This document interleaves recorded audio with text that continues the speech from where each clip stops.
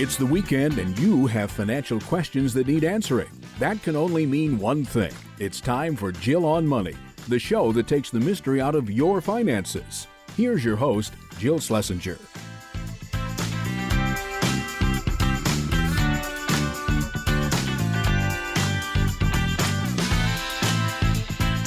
Welcome to the Jill on Money show. Woo! Mark, do you think I need some sort of sounder or something to celebrate the beginning of the show? It could be fun. I don't know. More cowbell. No, we need, I don't know, something. I'm always very excited because it's the weekend and I'm so happy about it and it's just great. And so I'm so delighted you're joining us. This is the program that attempts to take the mystery out of your financial life. And we are so always overwhelmed by how many of you send us emails, and it's great. I mean, we are really just awash in lots of questions. So if you have a financial matter that needs some attention, or, it doesn't have to be a crisis. It can just be a query. It could be something that's just sort of out there, right? And what I would suspect is that for a lot of people, just again, it's tax season, it's weird, and things come up. I really want to encourage everyone to just send us that note, send us that question. We're happy to answer it, on the show. If you want to skip the line and make sure you get answered very quickly, just say, hey, raise your hand and say, I want to come on the show with you. And Mark will do the rest. Send those emails to askjill@jillonmoney.com. Or if you're on our website, if you're on the jillonmoney.com website, just click on the contact button and we can help you out. Now, Mark sent me a bunch of emails. Do I go from the first one you sent and then back, or how do you want me to do this, Mark? Starting with Maureen, who says, I love your show. You have all the answers I'm looking for. I'm grateful I found the podcast. Thank you both for all you do. Okay, so I'm seeking help. I'm 60 years old. My husband is 57. He works for a big technology company. He contributes to both his 401k and his health savings account. We max both out yearly. I stopped working a number of years ago to stay home with our 3 kids. Those kids are now 24, 23, and 20, and one is still in college. We own our home. We've got no debt. Our oldest has a genetic syndrome. Oh, and we need to plan accordingly. We both started a little bit late on contributing to our 401k. I'm nervous that we did not contribute enough in the early days. Presently, we've got a number of accounts that need to be reviewed and rebalanced. I've been trying to follow your advice about index funds, but I have a mishmash of funds across all these accounts. We need someone to help us rebalance, make sure we're on the right road, and to help me stop worrying about it. That's half the battle, isn't it? Okay. They've got a 401k at Vanguard, a deferred compensation account at Vanguard, and an HSA at Vanguard. Her rollover is at Fidelity. Brokerage account at Fidelity. It's got company stock and some other mutual funds. Not sure that we are diversified enough. There are a couple of other areas I need help with. We just did a backdoor Roth this year for my husband. That's great. I don't believe I can move my money to a Roth because I have other IRAs. My rollover, right? Yes, that is right. His 401k offers a Roth. I don't think we can contribute because of his salary level. Oh, wait, stop. Roth retirement plans through employers do not have any limit to income. So that's really important that you need to know that. Okay. So that's number one. So you can use that. And she continues, she goes, while I'm asking about Roths, I want to understand when people retire, they talk about moving to a Roth. What are the rules? When people retire, what they're talking about doing is converting existing pre-tax accounts to Roth accounts. And what they're trying to do is they're waiting till they drop into a different tax bracket in order to convert at a lower tax rate. That's the reason that they do that. Okay, another issue, says Maureen. 2 mutual funds that are in our Fidelity brokerage account have been giving us big dividends, but the capital gain distribution is adding to our income, so we're paying more tax. That's a drag. We keep getting the dividends, or should we sell the funds? Can you suggest how we handle this? We want to have all of our ducks in a row and plan accordingly. It would be great to have someone eyeball our portfolio. I'm looking for recommendation for someone to help. Okay, thank you, and I love your show. Well, you didn't send us any of the actual data points. So let's talk about a couple of things. If you seek financial advice, you have three basic options. Okay. Your first option is that you can go through a what's called a robo advisor. You can go to, your account there at, say, Vanguard. Vanguard has a service. It's called Vanguard Personal Service Advisor. And for a minimum amount, say 50 grand, they will give you some advice. So you also have the option of working with Fidelity, which has a service called Fidelity Go. I was about to say Grow, which would have been actually a better name for it. Fidelity Go. So these robo advisors, and again, it could be like Betterment, it could be Vanguard Personal Service Advisor, Schwab Intelligent Portfolio, Fidelity Go.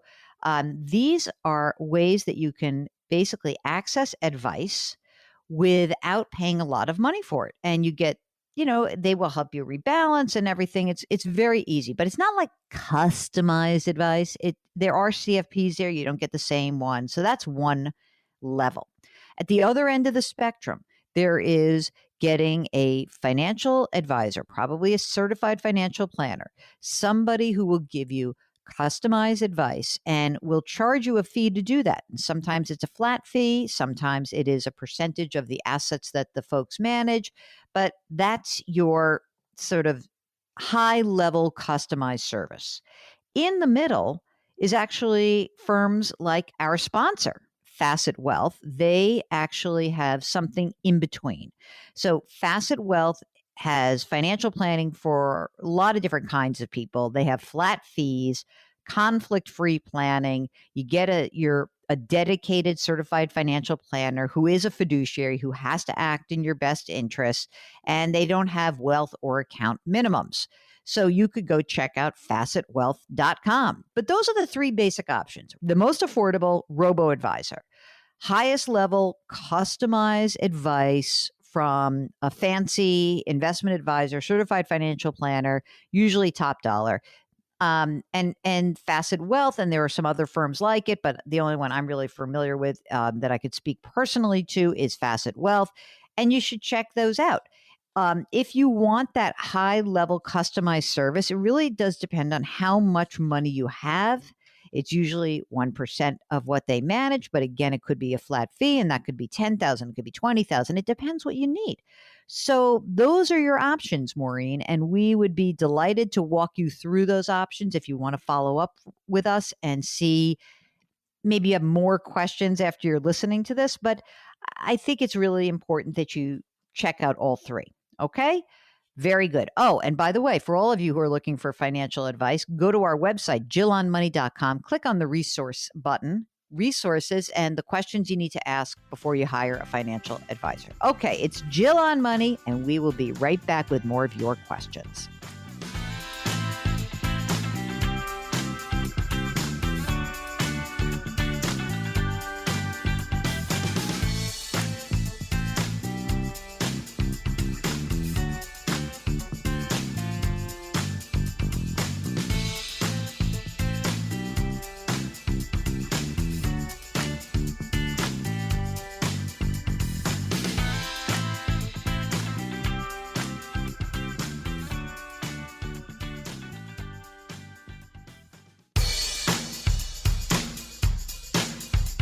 Do I invest here? Should I put my money there? Jill Schlesinger can help you. Back to Jill on Money.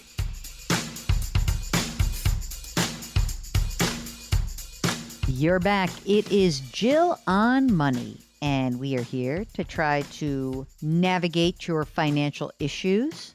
Want to remind you that we've got a lot of really great stuff on our website at the jillonmoney.com website. Read stuff. You can listen to old shows. You can watch television segments. You can check out the resource section. Just go there, jillonmoney.com. And when you send us your questions from the website, just click on the contact button. And don't forget to tell us if you'd like to join us on the air. That's so easy to do. And that is what Susie did.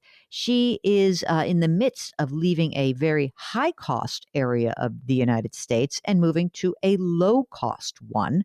Susie, what can we do? Welcome to the show. What's going on for you? So my main questions, I'd love to kind of just run through our numbers with you because I haven't been able to do that with anybody before. So I'd love to take the opportunity to do that and then also talk through a few questions on your opinion for house hunting, Great. especially when you have perhaps some high student debts, and just what your approach is there and your strategies around that. Great. Susie, how old are you? So I'm 28, Okay. Married, single, what do you got? married, Okay. Spouse, how old? 27. 27. Okay. And what do you guys do for a living? So my husband is finishing up residency. He's in the medical field. So he is finishing his training this year and then will be joining a practice soon. Great. And are you also in the medical profession? I am definitely not. I am working on a computer all day over in the tech world. Okay. And how much do you earn right now? So right now, this year I should make around 210. Very nice, lady. Okay, so your husband's in residency right now, which means he's not making that much money. So, first of all, what's he earning for the end of this residency? So he did last year. We just got his W-2, and he came in with 85,000. What about when he becomes a board certified physician? What do you expect his income will be at that point? Definitely will vary and intended to grow year over year. He's guaranteed going into his new role around 220. Okay, now let's keep going. Are you using a 401k at work? Yes, definitely. So Okay. I love all the retirement accounts. I learned about them right when I graduated college, which I'm thankful for. Read some books, and so I tried to contribute as much as I could. And now my goal is to max all of those that are available to me. I do the 401k. I max that, and my employer also matches half of it. So Half of it? Wait, half yeah. of the whole thing or half up to a percentage? So it's the max is 19,500. They'll pitch in 50% of that, so 9,750. Holy crap. That's awesome. Yes, Don't leave that job. never. Okay. Oh my God. Um, That's amazing. Okay. What else are you doing? I have HSA as well, so I Hmm. was able to turn that into a family account when we got married last year. So the max there is also higher. Plan to max that out this year as well. Great. Those are your two things that your core things, your pre-tax, or are they did you choose a Roth option for your 401k? 401k, I still have it in traditional. I think it would maybe make sense to switch it to Roth Mm-hmm. Yeah, soon. before, like definitely for this year. Okay. Because this year, is husband going to have basically, when do you finish your residency? Isn't it the summer usually? Yep. End of June. So he's going to have half a year as a resident, then half a Yep. year. And so, yeah, definitely for this year, I would say Roth. Okay. Absolutely. Okay. Absolutely. What about him? Does he have a retirement account? So we both also have Roth IRAs. Okay. If there's extra funds this year, I would love to. We also have the mega backdoor Roth IRA, the Mm. Roth and plan conversion or Yep. option there. So I could contribute another 28,750. Wow. He's going into a practice that they have a simple IRA option, which I know is Mm. not ideal. We'd love to do all of those. Those are our money goals in terms of retirement. You don't have any kids yet, right? No, not yet. Okay. Just ballpark it for me. How much money Yep. in retirement assets right now? So it looks like we have about 220 Great. in retirement. You said that you're moving from a high cost area to a lower cost one after residency. So what does that mean for you guys? I mean, do you have money that's set aside for A, the move, and B, does that mean if it's a lower cost area, you're going to buy something? What are you thinking? We have been saving, definitely, cash wise. Right now in cash accounts for emergency fund, we have that in a high yield savings account. Emergency fund, we have about 25K. It could be higher, but for us, we feel comfortable with that since we do still have family in case we needed to. We're moving back towards our family. So if they're all in the area that we're moving, so if need be, we have them to fall back on. So 25K felt good for us. You're renting now. What's the current rent that you're paying through the end of residency for a few more months at least? $3,000 a month. And that's been no problem, just carrying that between your salary and his residency salary? Yeah. Okay. That's totally fine. When you move to this new lower cost area, do you want to rent first? I always say to people, rent first. See where you stand, see where you land, see what's going on. But you're from there. So maybe you have something in mind. Have you been thinking about real estate as an investment, buying a home there? Yes. So much so that we put in an offer yesterday. What? Bury the lead. So we have about $101,000 in cash. That's what we've been saving with the intention to buy. How much of a home are we buying? What's the offer? So the one that we put in yesterday is around $430,000. You put down the 100 or whatever, you'll put down 80 or 90 grand, you'll finance the rest. It's fine. The payments are going to look good. What am I missing here? I know it's missing. Other debt, because I already know this. I read your email. So now tell me let's talk about the elephant in the room, my friend. Let's do that. So there's medical school debt. That is the elephant in the room. So I didn't carry any student debt, so we're good there. My husband has about $34K left in undergrad student debt. And then medical school debt is around $489,000. Susie heard Mark groan, but let me just give the theater of the mind. She says 489, and Mark goes, ugh. The price you pay. What's the interest rate on the 489? So it's typically around 6%, but it's all paused. So it's at 0. So we were planning to start paying it off this year, putting the required amount towards it, but it's at 0% right now. So thankfully that's paused and we've been able to save that cash instead. Okay. So total debt is $523,000.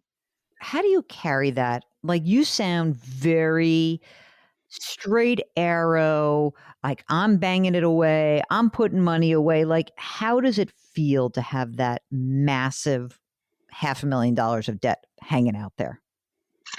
I don't feel bad about it since we talk about money all the time and it's always been a conversation for us. It was never a surprise. We've been together for a long time. I know he has feelings about it. I'm sure more so than me. I know he felt guilt about it and bringing it up for the first time when we did talk about that. But we know that there's other folks that are in the same situation. There's other folks that have had higher medical school debt and they've been able to conquer it. And as long as you have a plan, we think that we can definitely tackle it. We'll get back to the end of my response to Susie. Hang in there. During the break, hop on to the website, JillOnMoney.com, and sign up for our free weekly newsletter. We'll be right back.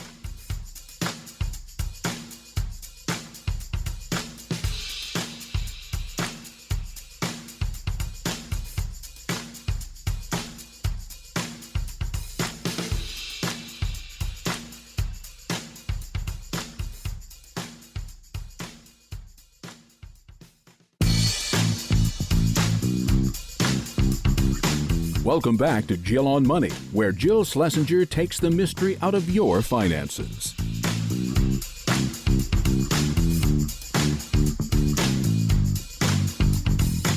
You are back. It's Jill on Money, and we are here to answer your financial questions. And those questions, they could be varied. It doesn't really matter. Maybe it's about starting your first job. Maybe you've got a career change question. I've got a great post up on the website. Just go to JillOnMoney.com, and it's about changing careers. I did it after the jobs report a couple of weeks ago.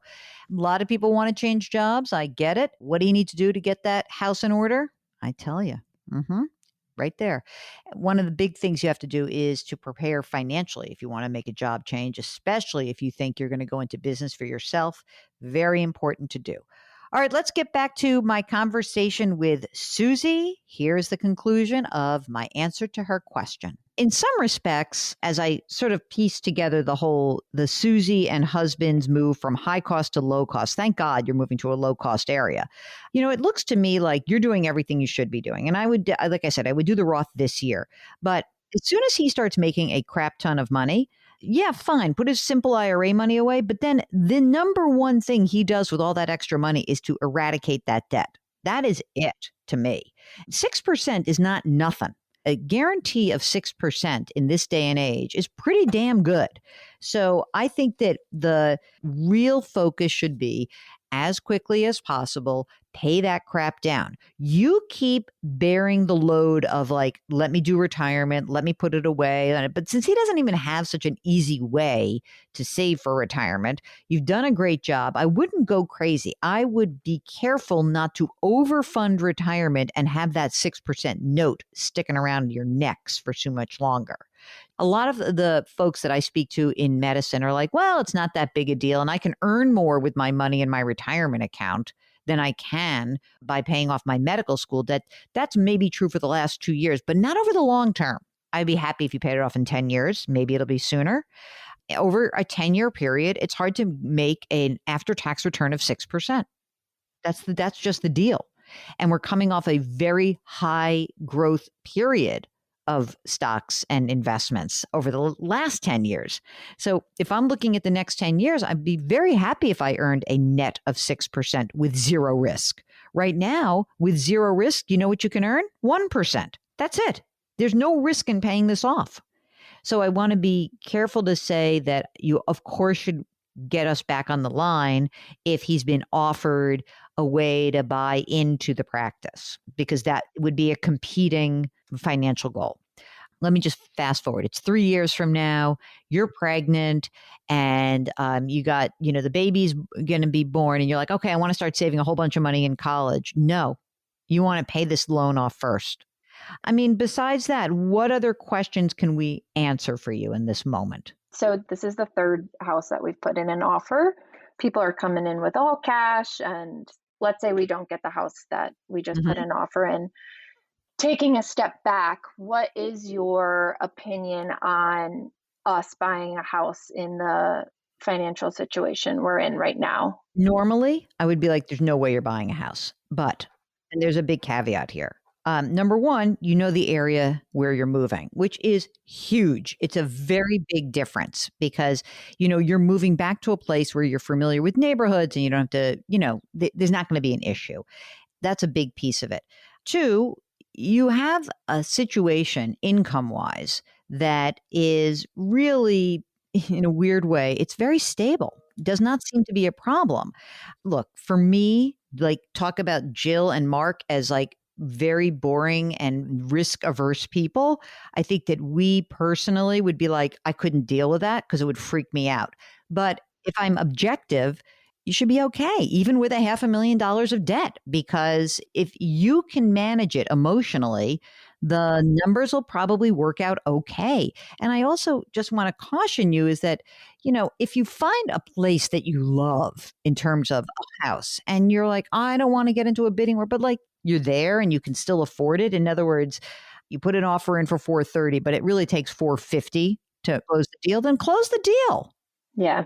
Don't forget, money's very cheap right now. If you are comfortable carrying this and you feel okay, and that's why I asked that question about how do you feel about your debt. I think that is really, I think that's important for you guys.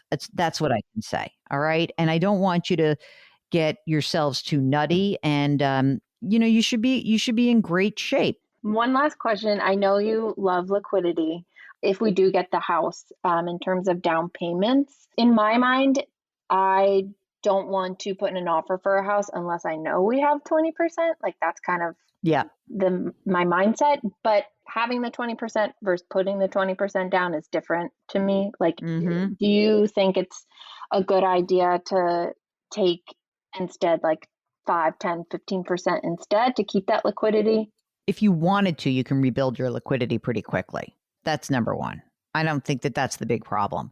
And I don't want to stand on ceremony with some of the hard and fast rules because I can sound like a little bit of a scold when I do that. This is one of the reasons why I like when people actually come on the air with us, because essentially the details of your financial situation allow you a little bit of flexibility just because you're both making a lot of you, or he will be, and you do make a lot of money.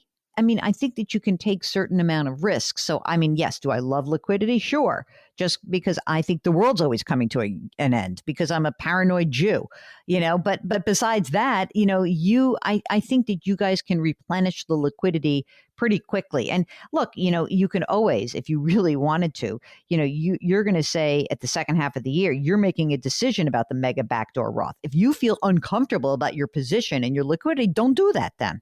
Replenish your cash reserves and be done with it. Okay. All right.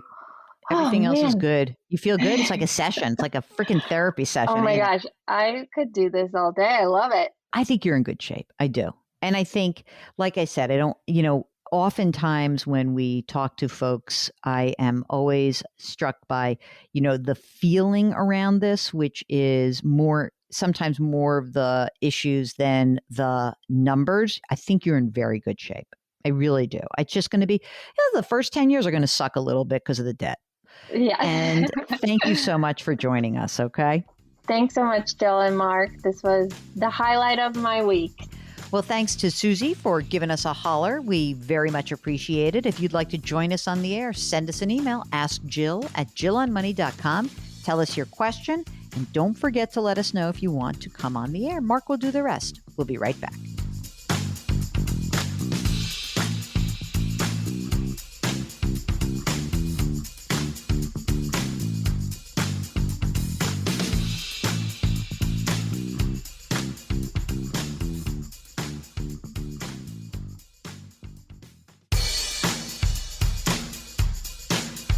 Follow Jill on Twitter and Instagram for more personal finance content. Just use the handle @JillOnMoney. Now, back to the show.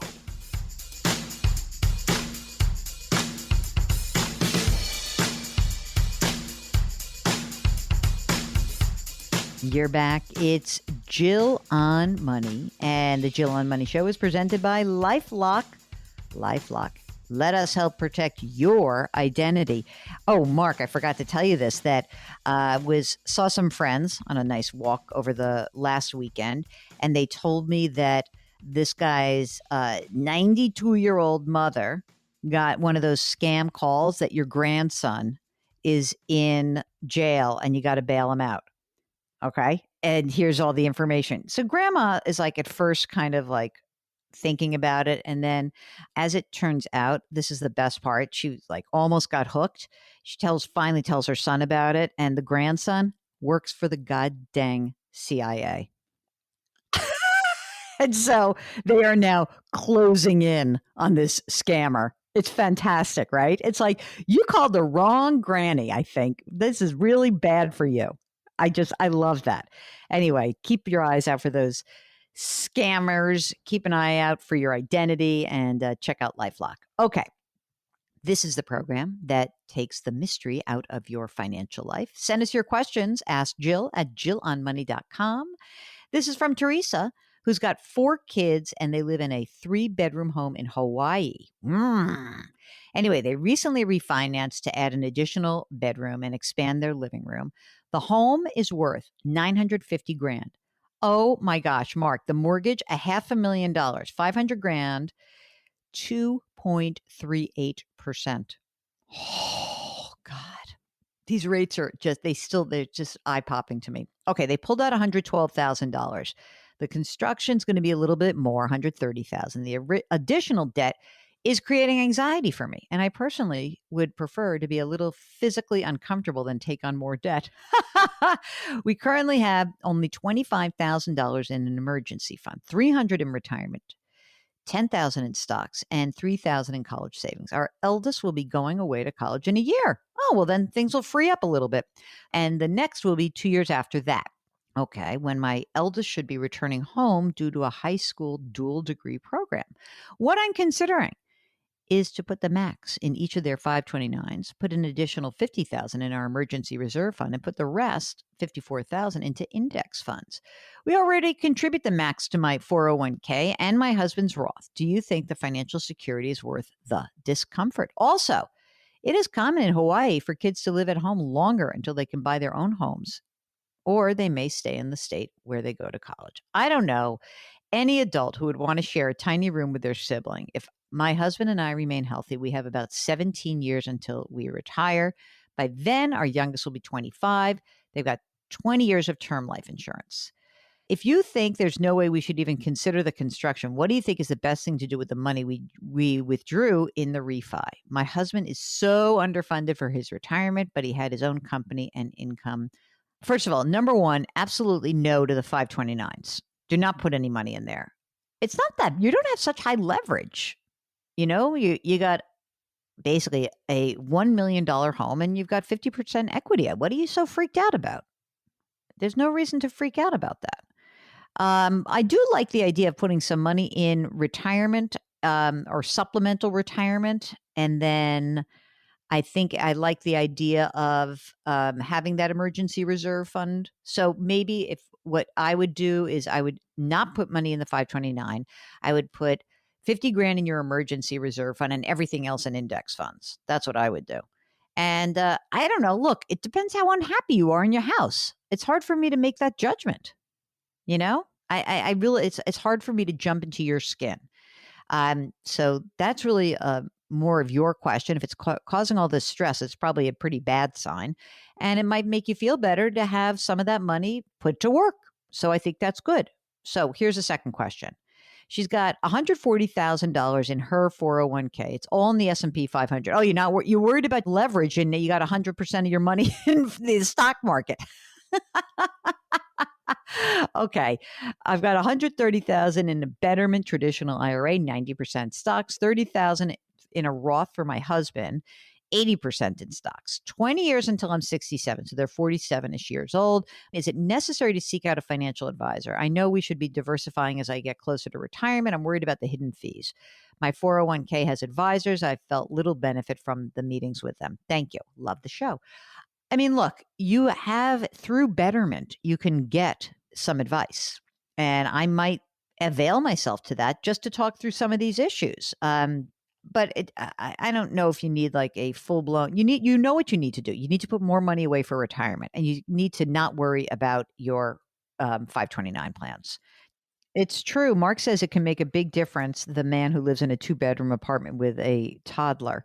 I think it's worth, I think, look, we're happy to talk to you. So I think you should listen to this and then respond to us. We might need to get her on the air. That's what I think. So why don't you give us a shout? We'd love to hear from you, truly. And think this through. And what does your spouse think? Is your spouse as stressed out as you are? I don't know. These are very personal questions. I mean, if you're miserable in your space, it can make a huge difference. All right. If you've got a financial question and you're on the JillOnMoney.com website, just click on the contact button and we'll get your note. And we'd love to hear from you. So just do that. And while you're on the website, don't forget to sign up for our free weekly newsletter and subscribe to our sister broadcast. It's called the Jill on Money Podcast. All there for you in one easy place. JillOnMoney.com. Okay, we'll be right back.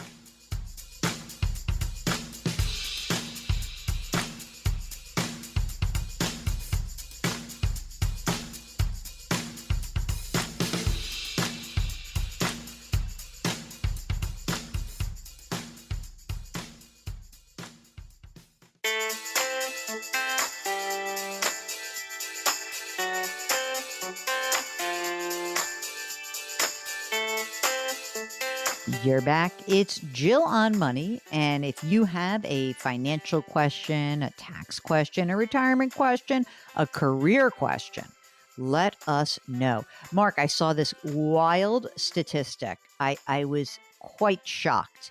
And it was amazing because it was about the number of people who are actually thinking about leaving their jobs after the pandemic. And a shockingly high number of people are doing that. You ready? You want to guess how many? Yeah, what percentage of people are planning to look for a job at a different company? 26%, 1 in 4. That's a huge number right there. I couldn't believe it. 80% are concerned about career growth. Almost 3/4 say the pandemic made them rethink their skill sets. So just fascinating to me. Okay, let's do a quick question. This is from my buddy Bob, who wants to know, how do I get my college age son to put some money away to start his retirement savings? I want him to be thinking about the long term. I didn't start a 401k until my 30s, and I bet there are a few parents who are wondering that too. Okay, so Bob, first of all, your son already did you the biggest favor in the world, which is he went to the school that gave him a huge scholarship. So I happen to know that because he's my friend. If he's working, he can make a contribution to a retirement account. So it would be great if he has some work on the side. Maybe he's going to work this summer, or he's working during the year. You get him to open a Roth IRA. If not, then I'll tell you what, I would just actually open up an index fund account with him, show him, and you can do that anywhere you want. T. Rowe Price, TD Ameritrade, Vanguard, Schwab, Fidelity, anywhere you want to do that. And I would get him in the habit of doing it and put it on autopilot. Start small, keep adding, and get him hooked. Show him the power of compounding interest. All right. And the more that we can get our kids to start that habit as early as possible, the better off everyone is. Because, you want the kids to save so that you don't actually have to hop in there and do the hard work either. So many of us found out that we could have done a better job early on, and we didn't. So let's try to pass along the good habits to our kids. All right, it's Jill on Money. When we return, we're going to go full blown, more questions, calls, etc., all the fun stuff. Jill on Money. We'll be right back.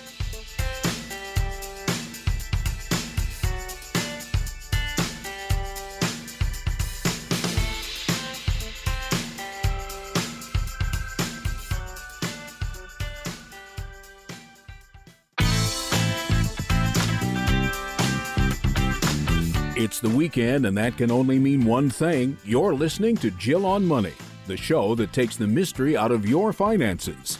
Here's your host, Jill Schlesinger.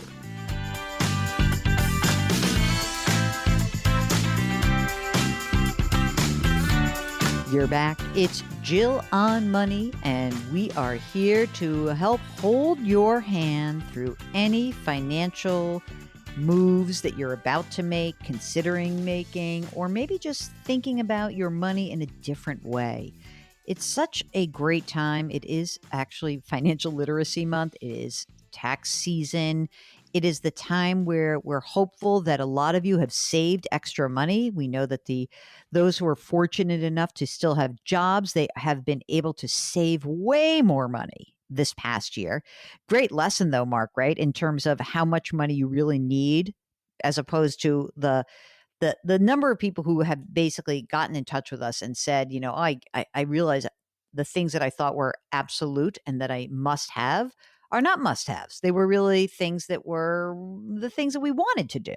So before you start blowing that first chunk of money that you've saved in many, many years on a big trip or some big expensive thing, why don't you give us a holler? Maybe we'll give you permission. You should give yourselves permission to spend it, but it may be that you don't want to squander what has happened in the last year, right? That's very important. All right, this program here that we are putting in your ears, this is sponsored by Facet Wealth. Facet Wealth is financial planning for lots of different kinds of people. It's accessible to many types of individuals. Facet Wealth provides flat fee, conflict-free planning. You get a certified financial planner. And as you guys know, because you listen to the show, that certified financial planners are fiduciaries. They've got to put your interests first, and that's great. I think the cool thing about having a certified financial planner in your life, and both Mark and I have that designation, is that certified financial planners are really trained to be goal-based, not transaction-based. So I think that that's a big difference that many of you may see from a CFP to someone else who's not. There are no wealth or account minimums, And that's kind of cool. So go check out facetwealth.com. Facetwealth.com. Okay, let's get on to your questions. This is from Justin, who says, I listen to you frequently on Marketplace Money. Oh, remember that? Marketplace Money was a great podcast. I was so glad I ran across your podcast. It's like meeting an old friend, and now I'm listening to all of the back catalog. That is what I want to hear, Justin. Well done. 3 questions for you, whatever you have time for on the air. Okay. I'm 41, a government lawyer. My husband is 48, a freelance TV critic. Oh, we could talk. I make about $120,000. He makes about $25,000. We also receive a stipend from the state for our 2 now adopted foster children. Wow. $17,000 per year. One of them has special needs and will likely be on Social Security disability someday. He is 11. The other is 7. We have money in a lot of different pots. It's becoming confusing. That happens. We're not sure we're doing it right. We would like to retire when I'm 55, but I can get a full pension if I work until I am 60. We are certainly concerned with providing for our special needs child. I get that. These are hard issues, right? Okay, here's what they have. They have $367,000 in Roth IRAs, $235,000 in government retirement account, $510,000 in husband's regular IRA. That's a lot. $72,000 in husband's self-employed 401k, $73,000 in my employer's pension side account. And he says, theoretically speaking, my pension pays 1.5% of my highest salary for each year of service. I have 12 years of service now, and I will work until I have either 25 or 30 years in. We will both qualify for Social Security. Non-retirement. Oh my God, Mark, they got a lot of money. $700,000 in brokerage accounts. Half of it is one single stock that husband bought in the 90s. That stock is Microsoft. Oh my God. Capital gains are significant. 25 grand in each of our children's 529 accounts, though we stopped contributing to our older son's 529 because we don't think college is realistic for him. 80,000 in an emergency fund. We own our home, 450,000 value, 50,000 left in the mortgage. 2 rental properties, $100,000 in equity in each. Wow. They put a lot of money away. 6,000 in deferred comp, 6,000 in retirement for him, the husband. Here are the questions. Stock market feels overvalued, almost like 1999 when I was a baby investor, because almost all of our money is in the stock market in various forms. We recently bought 2 rental properties as a way to diversify our holdings. We're considering buying 2 or 3 more rental houses to further diversify. We don't mind the property management so far. What do you think of that strategy? I'm not into it. You already have plenty of real estate. Don't worry. You diversify with other asset classes. So I think that you would diversify by having some bonds. You might have some commodities, but no more rental property. That's enough. Where we should be putting our savings. We've been diligently saving without regard for the kind of account. Our Microsoft sale last year was a wake-up call about the importance of tax planning. We hadn't been doing any of that.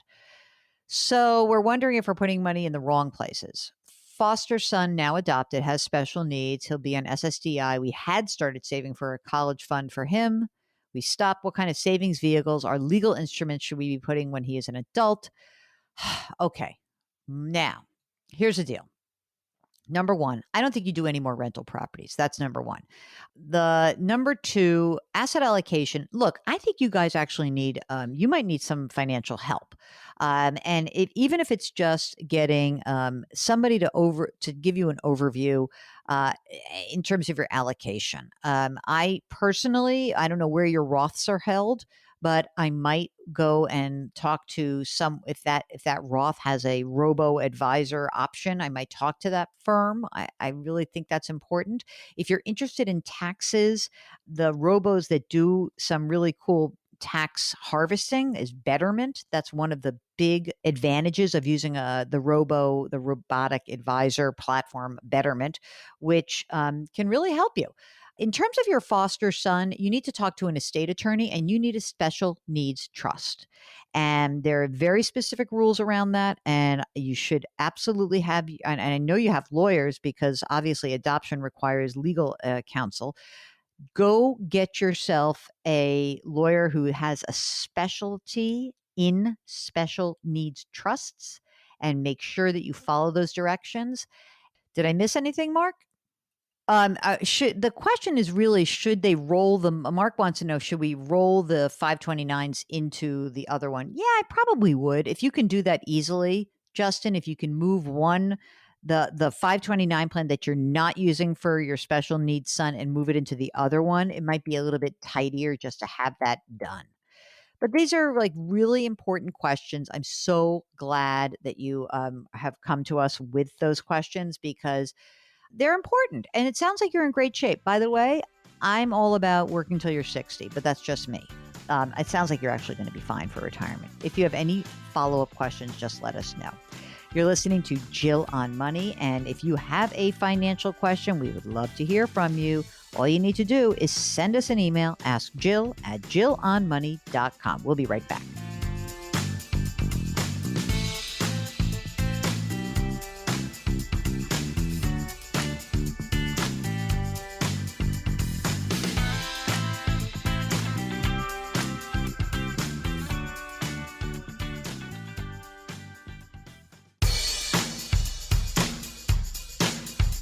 Do I invest here? Should I put my money there? Jill Schlesinger can help you. Back to Jill on Money.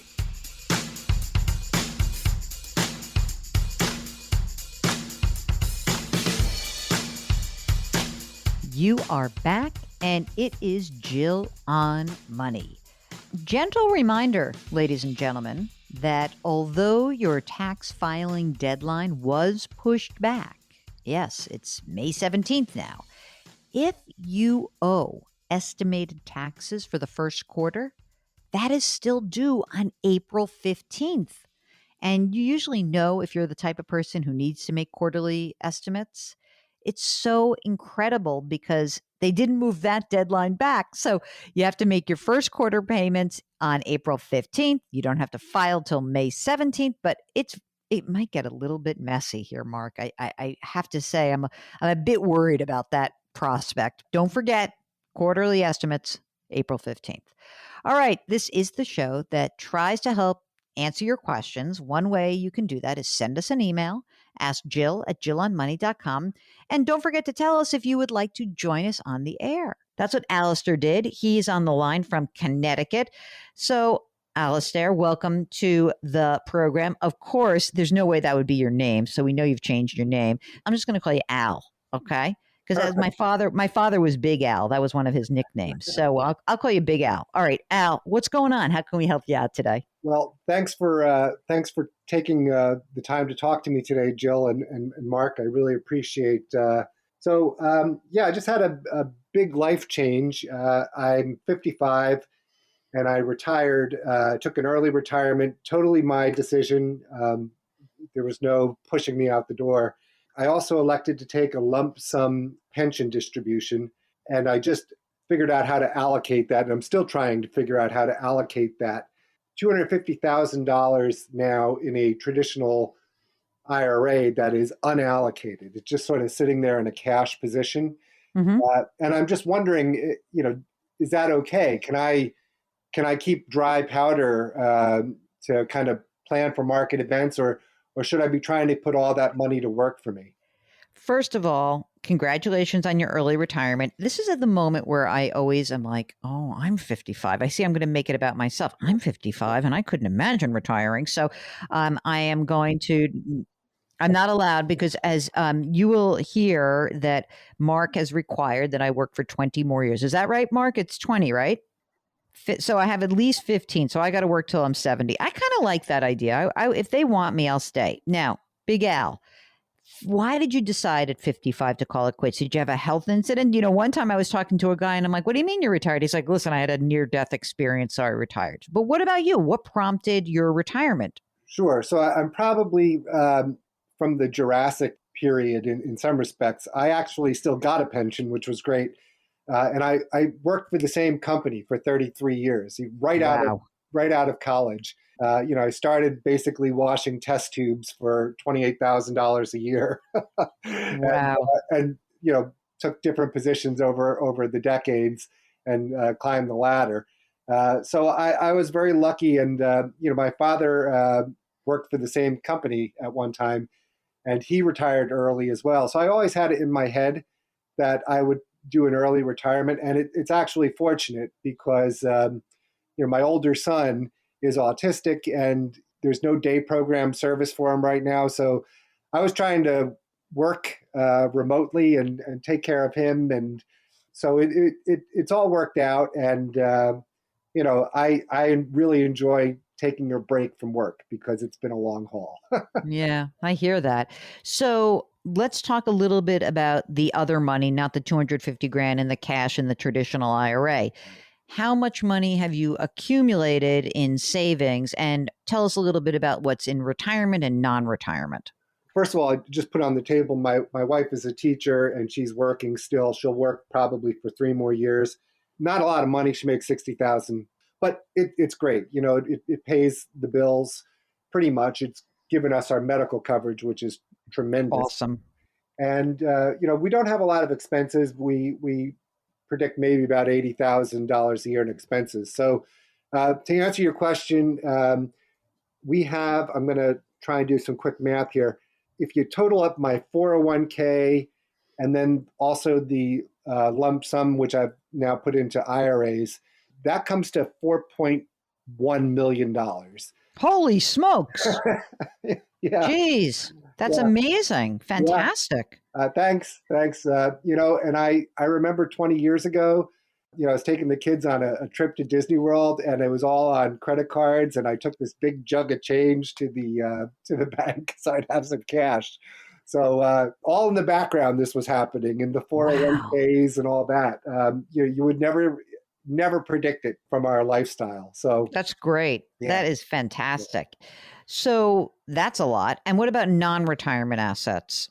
So I realized I thought I was going to need to have something to keep us going between 55 and 59 and a half. I've learned that the 401k you can withdraw at 55 if you keep that. But we have about $450,000 in cash that is just in credit unions. And we're using that, to supplement where we need it beyond our salary. How old? You're 55. How old is your wife? 53. And you said she's a teacher. Will she get a pension when she finishes up in 3 years? She'll get a pension and medical benefits, which is fantastic. Granted, caveat, not all states are in great shape, and you never know. We don't count any chicken until it's hatched and been fried up in the pan, So I think that when you're over 50, your pension benefit is usually fairly safe. I think it's the young ones who get screwed. Right. What is her pension benefit likely to be in 3 years? So, we're predicting somewhere around $30,000 a year. So it's not going to be some huge amount, but it'll be very, very much appreciated, and we'll take it. Absolutely. Yeah. And then if you look ahead, forget about so we have these 10 years between 55 and 65. Yep. Go to 65 and tell me that you'll have her pension. And then what's the Social Security look like for each of you? She's probably going to get like half of mine. That would probably make more sense. And for her, that would be about $1,400 a month. And for me, it'll probably be around $2,800 a month if I'm recalling correctly. Okay, that's great. But I don't believe that either because, trust fund is going to go broke. Oh, relax. You're going to get it. Calm down. So you're going to have basically 50 grand in Social Security, 30 grand her pension. There's your 80. It's pre-tax, but you're in amazing shape. Let me just say that, obviously, right? Thank you. Completely amazing shape. Well done. I feel fine about the cash that's sitting in the non-qualified, meaning the non-retirement account in the money in credit unions. Obviously you should be looking at depositaccounts.com and try to get better interest rates. But, having a little bit extra cash, because you are going to need, I would prefer you use that cash rather than actually, pull money out of your IRA accounts. I'm sort of mildly interested in this idea that perhaps you guys should try to maybe convert some of the money that's in your IRA accounts into a Roth, only because I don't know if your early retirement, are you getting some sort of severance? Are you done? Are you done getting any sort of salary this Yeah, year? no severance. This was, not one of those situations. I did get, a bonus this year Hmm. for my work last year. So that's, 30,000 this year. But really, between you and your wife, this is a low tax year, should be. 2021 should be a good tax year for Yes, and you. then the next year will be a really low tax year. I've been thinking about Roth conversions, and I spoke to my accountant about it. He has kind of mixed feelings on it. We do have, I didn't break it out for you, but 300,000 of that IRAs is in a Roth IRA. I've been trying to do that over the past few years. Hmm. Maybe 90,000 of what's in the 401k would be classified as Roth 401k. We'll get back to the end of the story of Alistair, and we'll do that in just a moment during the break. Hop onto the website, JillOnMoney.com, and sign up for the free weekly newsletter. Mark works very hard on that, and it's fantastic. JillOnMoney.com. We'll be right back.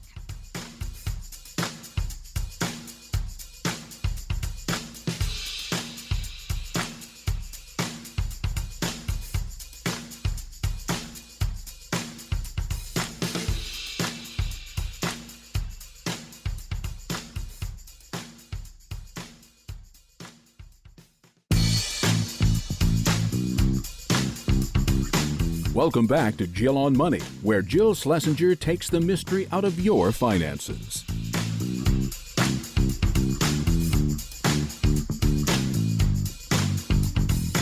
You're back. It's Jill on Money. And if you've got a financial question, we want to help you answer that question, or maybe give you a second or third set of eyes on that question.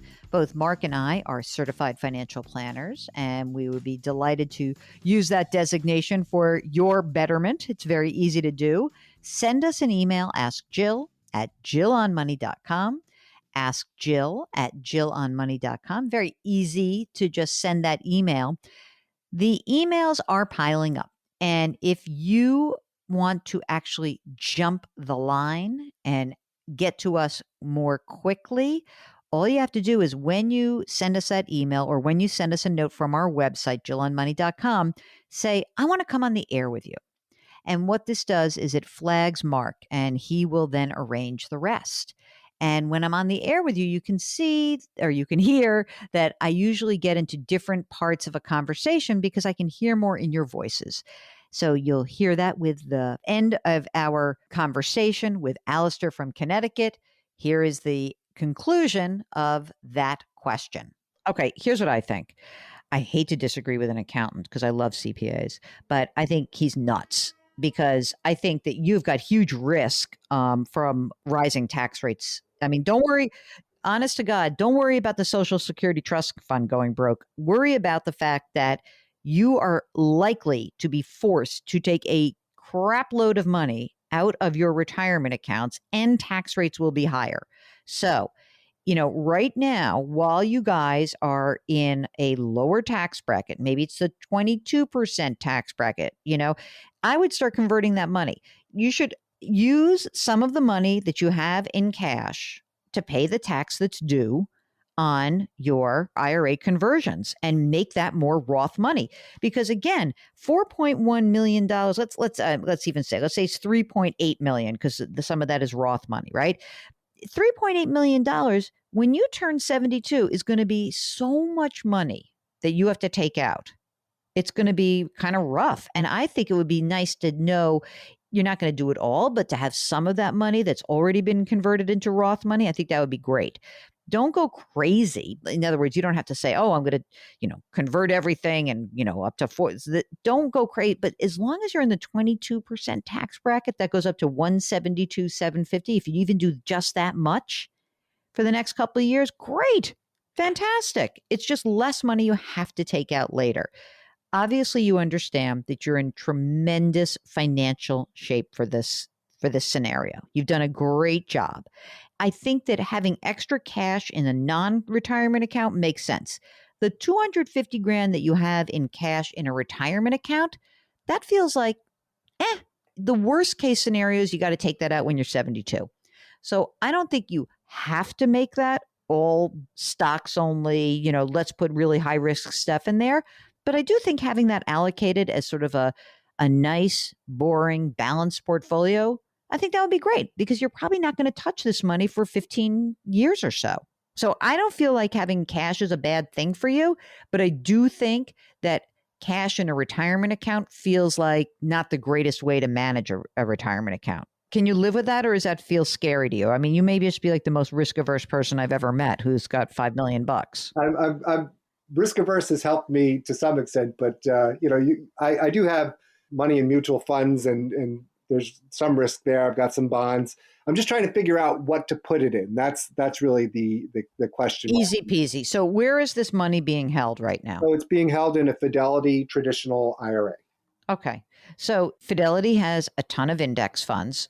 And what I would do is I would pick just a few index funds that would give me some allocation across broad asset categories. So there can be a stock index fund, U.S. stock index fund, an international stock index fund, a U.S. bond fund, which is going to, and if you don't like risk, then you can make it a short-term bond fund. And maybe I think Fidelity might have a little commodities fund. Essentially, I would maybe put like 5% in a commodity fund. Maybe I'd put 30% in a 35% in a U.S. fund and, 10% in international. And the rest, that other half can be really boring. I mean, you could keep a little money in cash, but you can have a short-term bond fund, a little bit more in, maybe I put like 5% of my bond position in an international fund and call it a day. And, I think that if you're feeling queasy in general, it's most important that you listen to that because there's no reason for you to take on lots of risk right now after you've done all the hard work of saving for your retirement. And you're there. So I don't think you should take ridiculous risk. I just think that, listen, we're in a rising inflationary environment, meaning we are going to see prices go up a little bit. And, I hate to lock in a loss, which is essentially having cash in an account, especially one that hasn't been taxed yet. So we got to try to grow your money faster than the pace of inflation. Right. And that's all you have to do. You don't have to take a ton of risk to do that. Well, that's great advice, especially the advice on the Roth conversions, because I've been hearing a lot of different thoughts on that, and I do have the certainty that taxes have to go up. There's just no way. Yeah, I totally agree with you. Can I shift gears for 1 second about your son? Yeah. Do you have a special needs trust that's been established for him? Yes, we do have a special needs trust. Okay, great. I just want to, I'm trying to dot the I's, cross the T's. And that was one of the reasons for the lump sum as opposed to, taking a monthly check. I wanted to make sure that, we built up our estate. You've done a great job. If your wife wants to keep working, because, my theme on life is that this pandemic has showed I love my spouse. I don't know if I want to be around him or her 24 hours a day. Yeah. So if your wife wants to keep working, that's fine with me also. Well, I'll probably go back to work part-time doing something fun when I'm ready. But for now, I love that. Alistair from Connecticut, thank you for joining us today. You are a delight, and thanks for putting all of your stuff out there. I know it always feels a little bit weird. We really do appreciate it, and we wish you the best of luck. So enjoy your retirement. Thank you, Jill, and keep telling people about the magic of compound interest. It really works. It really does work. If you want to enjoy the power of compound interest, just listen to that. It's amazing. Guy says 20 years ago he's going to Disney with like a few shekels in a coin in a piggy bank. So, isn't that a great lesson? Well, thanks to Alistair. And if you want to be like Alistair, again, just send us an email, hit that contact button on the website, jillonmoney.com, and we would be happy to help you out. We'll be right back.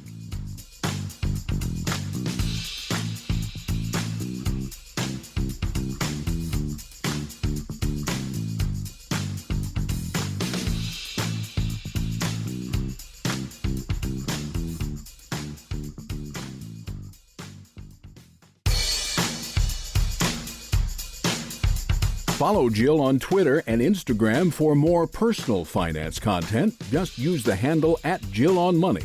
Now, back to the show. You're back. It's Jill on Money, and this is the program that is trying to coach you through all of life's queries that have dollar signs attached. Sometimes we just throw a lot of stuff and we call it a financial problem. It may not be a financial problem. Okay. We know that. So if you need help, go to our website, jillonmoney.com, hit the contact button, and we'll get your message and we'll get your question. Don't forget to tell us if you want to come on the air with us, because I would love to have you on the air. And when you come on the air, guess what? You can actually get a sense of what this whole process is like. You can find out what it's like to broadcast from the Capital One Bank virtual studios. It's so cool. Capital One, this is banking reimagined. What's in your wallet? I see I'm being very subversive, Mark. I'm trying to weave in all of the advertising messages into the body of the show. How's it going? You think I'm doing all right? It's organic. Non-GMO, organic. Okay. Okay. This is a message from Melody, who's been a fan of our podcast for the last 2 years. Our podcast is called Jill on Money. You can subscribe to it right on the front door of our website. Okay. She says, I love your no-frills approach to finance. I've learned so much from you. Isn't that nice, Mark? Okay. Melody says she needs advice on how to set her mom up for retirement. Her mother is younger than I am, so I'm really like, this is now all of a sudden I'm turning on you, Melody. Sorry. Mom is turning 52 this year. She's got no retirement accounts. She owns 2 rental properties. They're paid for in full. She makes $2,800 a month on both properties. I'm a first-generation American, and investing was never a conversation we had in our family. No kidding. So many first-generation people talk to me about this. Mom has been against having stocks or any retirement accounts, but I finally managed to convince her to let me help her open a retirement account. My question to you, can I open and manage a retirement account for my mother? And if I can, where do I start? Thanks in advance, Melody. First of all, Melody, does she work still? That's number one. If she works, then you can open up an IRA account. And what we would want to know is how much she earns. I'm guessing we can just open a Roth IRA for her, but you can do that anywhere you'd like. I mean, you can do that at any place that has mutual funds, index funds. That could be anything like T. Rowe Price or Vanguard or Fidelity or Schwab or TD Ameritrade. It can be anything. That said, I think you should be careful because, you're investing for your mother. It can be a little fraught for someone in your situation. And you've got to make sure that she's on board with this in terms of risk. But I think that's, kind of what I would do. Now, if she's working and she works for an organization where she actually has the ability to use a company retirement plan, then use that. It's much easier to do. Okay? Much, much easier to do. All right. Kim writes, I'm 25 years old. I paid off my student loans and I bought a car. I make $110,000. I spend $1,000 a month on rent. Since I got my first job out of college, I just focused on paying off student loans and the car as quickly as possible. I never took the time to learn about investing or saving, but now I'm able to save and I feel lost on what to do. All right. I've got $20,000 split between my checking and savings, just 2 Wells Fargo accounts. And I know there's a lot more I should be doing. I don't know where to start. I don't plan to start a family or own a house anytime soon. I might get married in a couple of years. I also donate about $50 a month to various local causes. I feel lucky as a young woman to have a well-paying job. I think it's important to support our neighbors and community. I'm not sure what an appropriate amount to donate is. Do you have a rule of thumb on how much? Okay, first of all, you have a job. Do you have a retirement account through that job? How about that? That's number one. Number two, if you have $20,000, does that represent 6 to 12 months of your living expenses? If so, you can keep it in a boring Wells Fargo account, or you can go move that account to someplace, maybe go to depositaccounts.com, check out where you could move it and get higher interest. If you do not have a retirement plan through work, let's get you to open up a Roth IRA. This is such a good thing, Mark, because I feel like we are kind of in that mode of people getting like rebooting their retirements. I think that's fantastic. So if you can do that, that's great. You can put $6,000 into a Roth IRA. But I've always told folks that even if you have if you want to do a Roth, it's fine. But if you have a plan through work, don't forget, if you have a match, you want to try to put up to the match. And if you have a Roth option at work, you might want to use that. I hope that helps. I think that's good, right, Mark? Because she really kicked butt and paid all this stuff down. But I like her charitable giving. I think that $50 a month is a fine amount. It's, perfect. Charity is such a strange thing. You don't want to tell, there's no rule of thumb. But I do want you to know that when you think about charitable giving, you should be doing what is within your means, but also you should give to the places that you feel strongly about. And that seems $50 a month seems like a good amount. Don't forget, for 2020, everybody gets to claim a $300 charitable deduction, even if you do not itemize. So how about that? Don't forget to claim that for 2020. Okay? Good. All right. You are listening to Jill on Money. We will be able to squeeze in one more question before we finish up the program. If you have something on your mind, please don't hesitate to give us a holler. It's askjill@jillonmoney.com. That's our email address. You can also be on the website, jillonmoney.com. Hit the contact button if you've got a question. By the way, when you're on that website, don't forget to subscribe to our sister program. It's called Jill on Money. It's very easy right there on the front door of our website, jillonmoney.com. And then you can listen to our podcast every single day, 7 days a week, baby. Yep, 7 days a week. Jill and Mark, 7 days a week. All right, we'll be right back.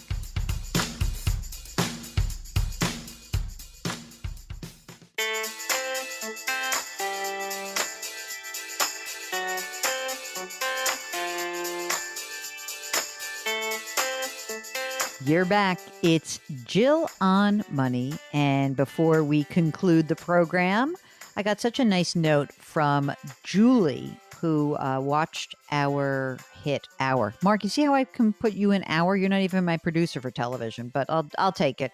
Who watched my hit on CBS this morning, which was on, when was that? What day was that? Tuesday. And what she wrote was subject, savings hint. She writes, having had, quote, significant life events, job loss, auto accident, move, long-term disability, I feel qualified to speak to the fact that small changes matter. Small change matters too. Saving pocket change, counting it out yourself, putting it into a mutual fund, it works. 9% to have a machine count change is nuts. We tried to have a small $50 monthly contribution to our son's mutual funds and put the money they earned in summers during high school. And I end up working an hourly wage job, but I worked a flexible schedule with insurance. My retirement is ... pretty darn good, despite far more setbacks than any family should have had. Live simple and be well. Isn't that a nice thing, Mark? I know that a lot of people are getting back on their feet, but also like the savings rate's been pretty crazy. So I want to remind you all that saving incrementally is truly the key to all of this. A small percentage that comes directly out of your paycheck or your bank or checking account. It's unbelievable. Now think about this. Let's say you make 50 grand. Okay. And you say, I'm putting 1%. It's $20 every other week. That gets you going. And as they say at Peloton, it is very hard to create a habit and it is very easy to break it. So let's get you in that habit. Let's get it established and let's move you forward. Okay, that's it. That is the program. I want to remind everybody here that our music at Jill on Money, it's composed by Joel Goodman. Mark Talercio is our executive producer. If you have a financial question, send us an email, askjill@jillonmoney.com.